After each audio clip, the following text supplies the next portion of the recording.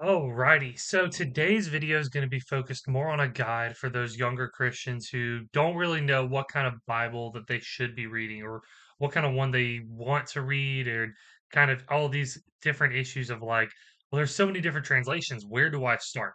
And so this video is going to give some tips and some kind of context into hopefully helping you understand which one that is going to be the best for you. So, whenever you're looking into reading the Bible, there's three kind of directions you can really go with this when it comes to what translation you should use. There's deep study, there's just reading focus. You want to have this for just more casual reading. And then there's kind of like you want it to be very straightforward to points in your face, kind of thing like that. Or maybe you want a different perspective or something like that. But that's kind of like the three main things you want to know about what you want when reading the Bible. Are you trying to read this for deep study to really get to know the meaning of everything there? Or are you trying to focus more on just casual reading? There's different ways you can go about that one that I have some interest in. And then there's more straightforward that kind of gives you that meaning to begin with and kind of outlines what the overall meaning is of each verse. So the first thing that we're going to talk about is that there's three main translations for the Bible. So you'll see all these different versions, but really they can be broken down into three primary categories. The first is word for word translations. What these are is they've taken these old Greek and Hebrew, Latin, all these manuscripts. They've taken the oldest ones that we know and they translate it and they work through translating it to translate into whatever language that they're trying to get it into. It's a very, very brief summary of the whole process. I want to make that just clear as I did not give all of the details there. It's a very brief one. It's that process of taking those manuscripts and translating the exact words onto the paper to whatever language that they're trying to translate it into. And there are some Greek words which can mean multiple things. So how things are phrased and worded can be different across different translations. Some very well-known translations within the word for word world are the King James Version, the NASB, and the ESV. So the KJV and the new KJV, those are very well known word for word translations. The ESV is a word for word, the NASB is a word for word. They're all great translations. Some people prefer the ESV because the ESV is more modern English, while King James Version is more 1600s English. And so there's that very different.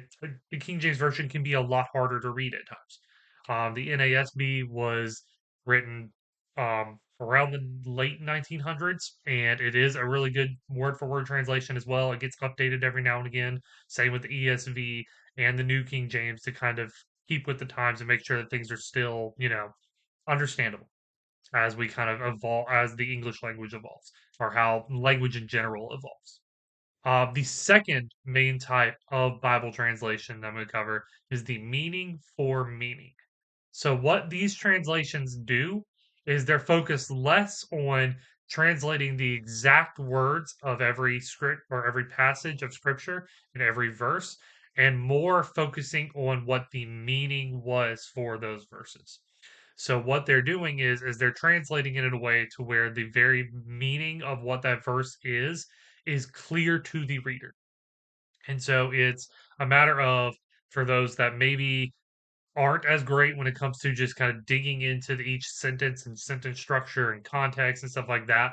The NIV really helps with kind of breaking that down for you and also wording it in a way that the meaning of the passage is very clear. The CSV and the NIV are very popular translations within this one.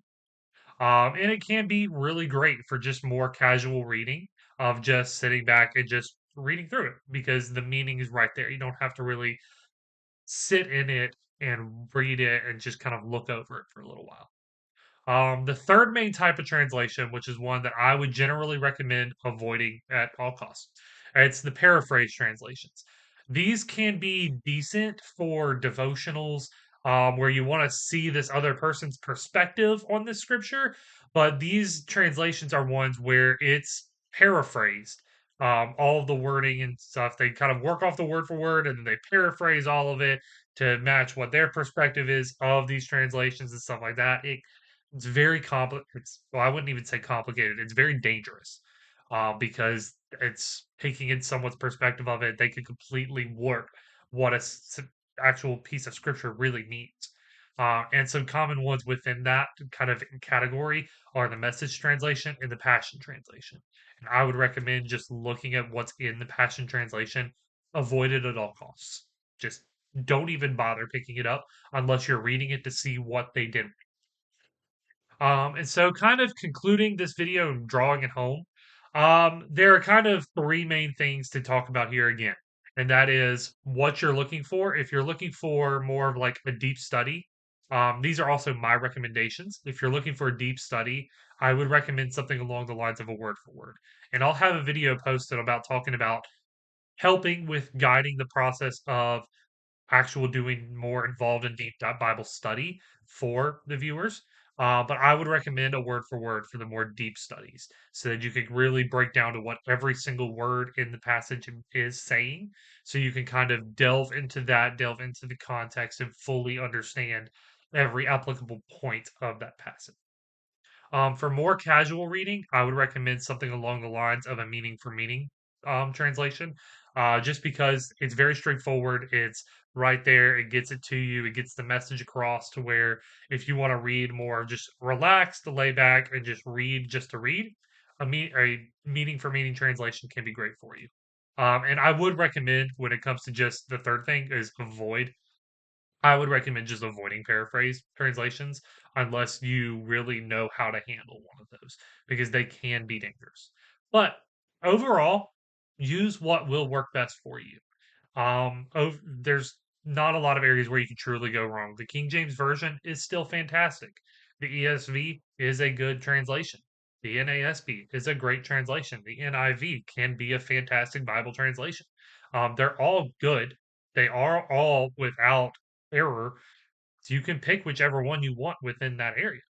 And I hope this helps when it comes to just narrowing down your focus if you're really kind of contemplating on what kind of Bible you should be buying to study or anything like that. But overall, I hope this video blessed you and hope you have a blessed rest of your day.